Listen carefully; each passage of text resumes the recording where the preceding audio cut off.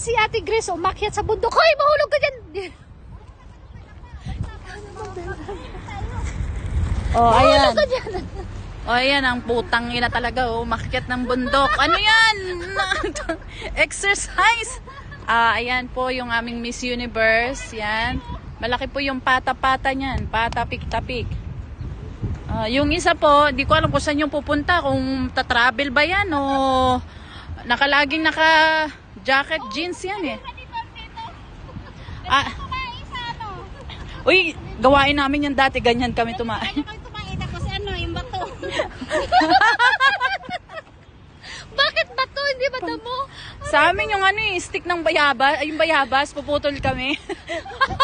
Tapos yung pang namin, pang tanggal sa... Kasi walang tubig, malayo.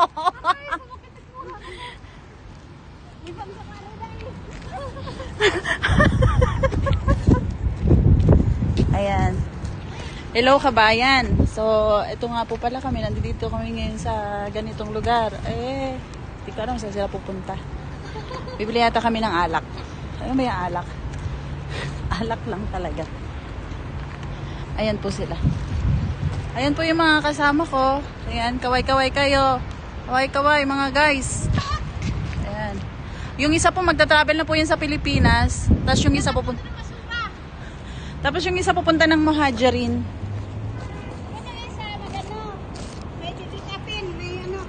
Pagtaho siya na Muhajirin. Ay. Ayan, ayan. Dadaan po kami ng supermarket. Siya ng kamsin. Tangan.